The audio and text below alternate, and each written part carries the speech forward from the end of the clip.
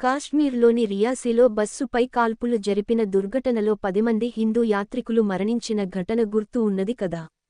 ఈ ఘటనలో పాల్గొన్న 3 తీవ్రవాదుల వద్ద కేవలం 6,000 రూపాయలకు కక్కుర్తిపడి వారికి ఆశ్రయం కల్పించిన యాస్టరిస్క్ హకీందీన్ యాస్టరిస్క్ అనే స్థానిక వ్యక్తిని జమ్మూ కాశ్మీర్ పోలీసులు అరెస్టు చేశారు. తీవ్రవాదులతో పాటు ఆశ్రయం కల్పించిన వ్యక్తి కూడా కాల్పుల సంఘటన జరిగిన ప్రదేశంలోనే ఉన్నాడు. మరియు కాల్పులు జరగడానికి ముందు రెక్కీ నిర్వహించాడు.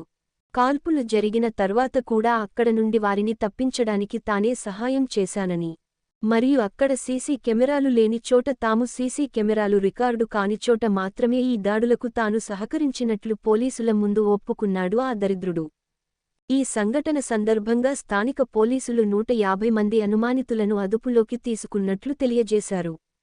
ఇలాంటి వెధవలకు దేశ బహిష్కరణ ఒక్కటే పరిష్కారం. ఈ దేశంలో ఉండి ఈ దేశంలో తిండి తింటూ శత్రు దేశాల టెర్రరిస్టులకు సహకరిస్తూ ఈ దేశ ప్రజలకు ద్రోహం చేస్తున్న ఇలాంటి వెధవలకు దేశ బహిష్కరణ సరియైనది. సకుటుంబ సమేతంగా వాడు ఏ దేశ తీవ్రవాదులకు అయితే సహకరించాడో ఆ దేశానికి వీడి కుటుంబాన్ని పంపించాలి. ఇప్పుడు తెలిసి వస్తుంది వీడికి భారతదేశము విలువ.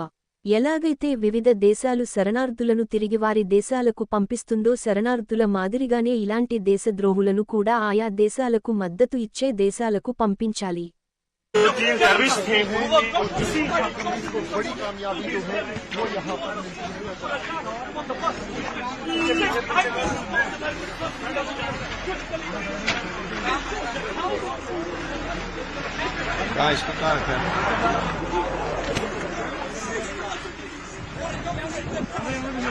ये आजाद के लिए आतंकवादी ये गलत किया तुमने।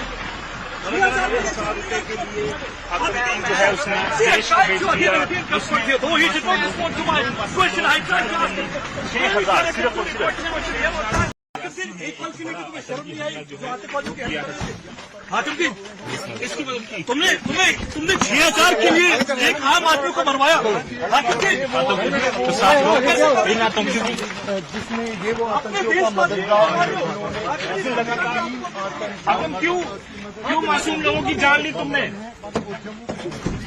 बड़ी कामयाबी मासूम लोगों की जान लेने वाला जो 3 टेररिस्ट थे बड़ी कामयाबी जो है वो यहाँ पर